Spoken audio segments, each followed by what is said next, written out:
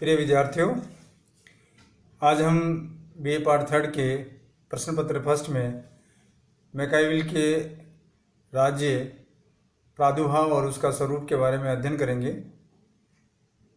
पिछले अध्याय में हम मैकाइविल के ने मानव के स्वभाव के बारे में बताया था। मानव स्वभाव की दानवता और दुष्टता में अगाध विश्वास रखने वाले के कारण राज्य के आविर्भाव का कारण मनुष्य का स्वार्थ समझा जाता है। व्यक्ति शक्ति का पुजारी है, अतः यह अपनी शक्ति और राज्य को बढ़ाना चाहता है। राज्य की मुख्य विशेषता यह है कि इसका विस्तार निरंतर होता रहना चाहिए। कोई राज्य स्थिर नहीं रह सकता, उसका विस्तार होना असंभावी है, आवश्यक है। इसके संबंध में मैकाइविल ने अपनी पुस्तक प्रिंस में लिखा है कि पहले राज्य की प्राप्ति के उपायों का प्रतिपादन प्राचीन ईरान, रोम, यूनान के इतिहास में महत्वपूर्ण कार्य करने वाले साइरस, रोमुलस, डेरियस कार्य करने वाले स्पष्ट रूप से बताए गए हैं। इन्होंने अपनी योग्यताएं और साधनों से राज्य का निर्माण किया था। राज्य प्राप्ति करने के बाद राजा अपनी शक्ति बढ़ाने की लगातार प्रयत्नशील था और वो कभी पूरी नहीं हो सकी, और इसी तृष्णा के कारण राज्य विस्तार के लिए बाधित हैं। रोमन गणराज्य के इतिहास के आधार पर उसने गणराज्यों की शक्ति का विस्तार करने के लिए कुछ बातें बताई हैं। वो बातें इस प्रकार से हैं कि किस प्रकार से राज्य का विस्तार होगा, उसके लिए क्या चीज़ें आवश्यक हैं, कौन सी बातें आवश्यक हैं, उन्होंने उनका जिक्र किया है। पहली बात तो यह है कि नगर की जनसंख्या में वृद्धि करना, साथ ही साथ मित्रों की प्राप्ति करना, और इसके अलावा विजित प्रदेशों के में उपनिवेश बढ़ाना, और इसके अलावा किलों पर घेराबंदी डालने की नीति के स्थान पर खुले मैदानों में जम करके लड़ाई करने की नीति को अपनाना, इसके साथ साथ ही सुशिक्षित सेना को रखना, ये राज्य के विस्तार के लिए आवश्यक बातें रखी गई हैं। राज्य की महत्ता का आधार व भौतिक शक्ति तथा छल कपट दोनों ही समझा जाता है।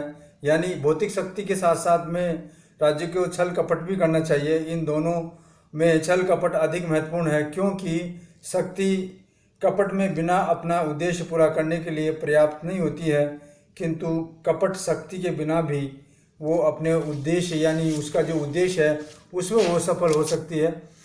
अब हम बात करते हैं राजा का कर्तव्य या उसका आचरण।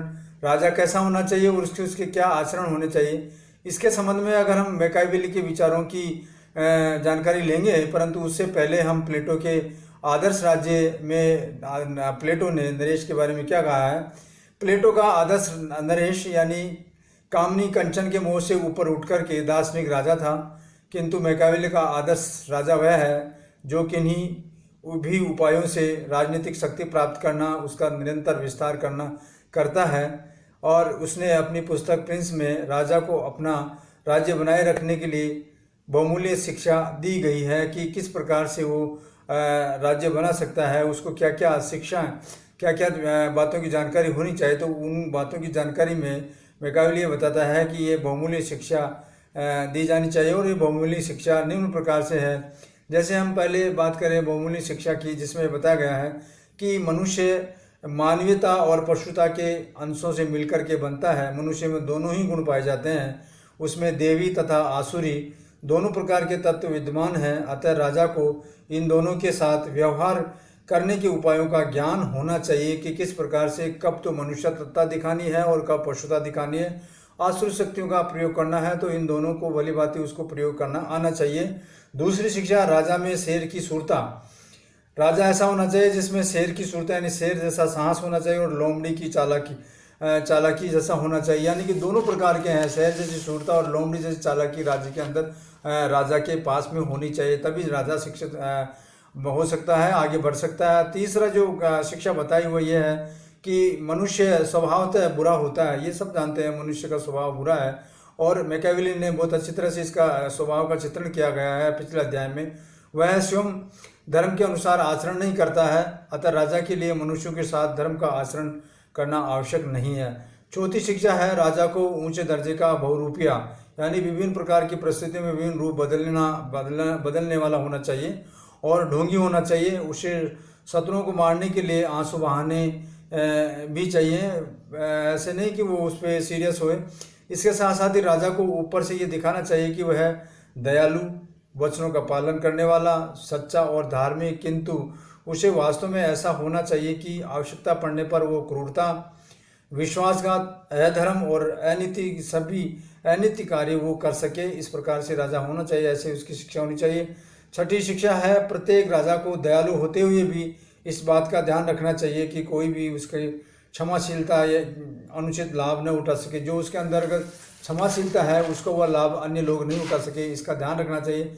अगली शिक्षा है नए राज्यों में नरेश के क्रूर होने से नहीं डरना चाहिए। अगर कोई नया राज्य बन रहा है, वहाँ का राजा क्रूर है तो वो हो जाना चाहिए। प्रजा में राजा का आतंक सदैव बना रहना चाहिए।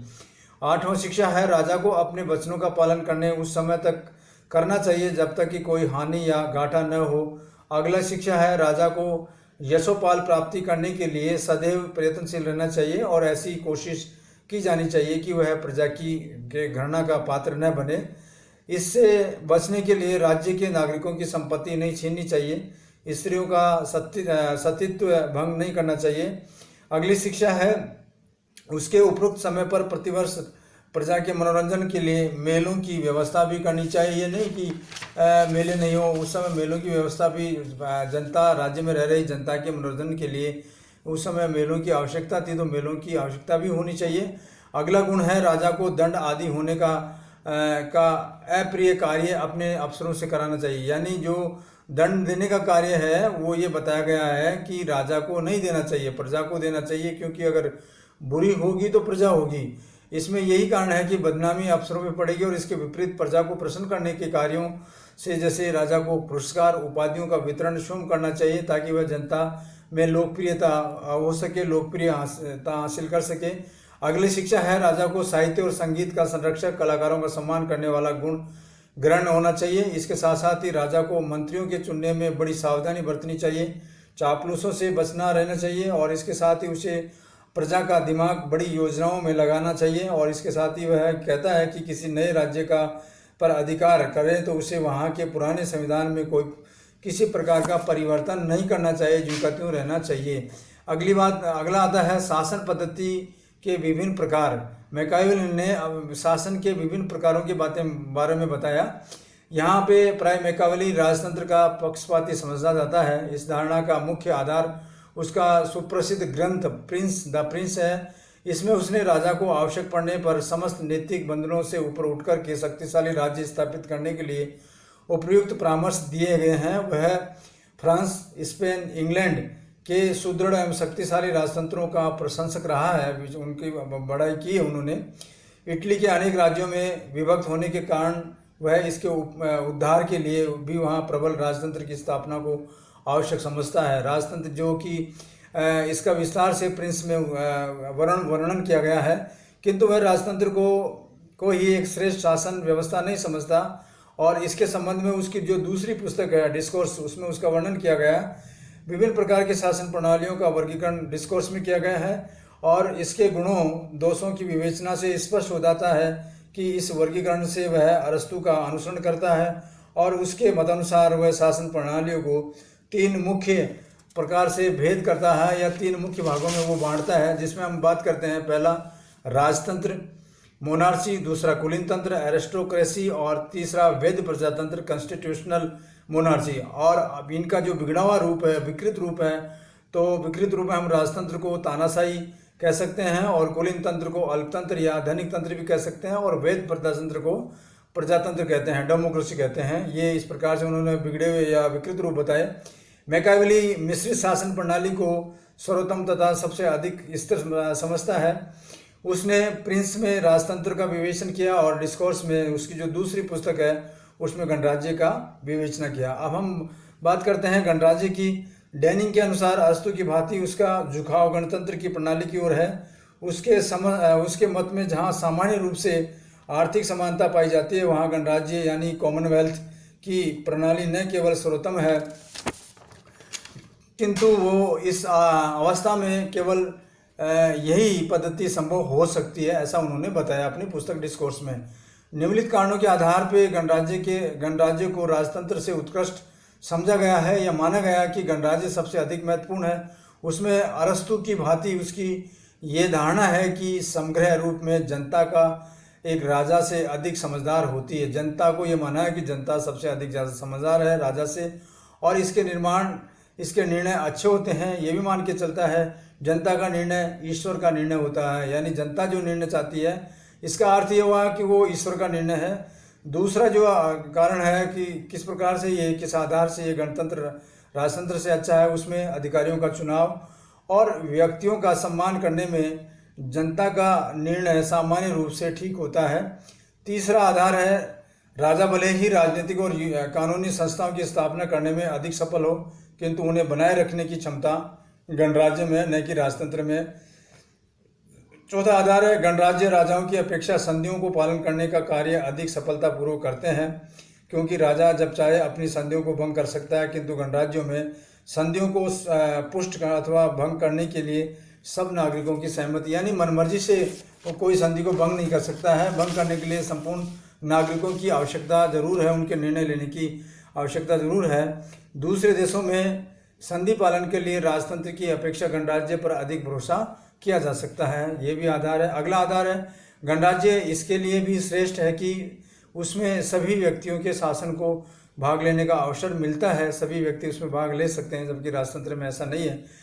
मैकियावली गणतंत्र के गुणों के साथ उसके दोषों को भी समझता है, उसके क्या दोष हैं उनको भी बताता है, तथा उसके निराकरण के लिए कुछ इस प्रकार से उपाय भी वो दर्शाता है या बताता है। जिसमें पहला उपाय है, गणराज्यों का पहला दोष यह है कि संकट काल की परिस्थितियों का सामना करने की सामर्थ्यता उसमें नहीं होती है। ऐसे समय में गणराज्यों में शक्तिशाली व्यक्ति का शासन होना आवश्यक है, ये दोष है।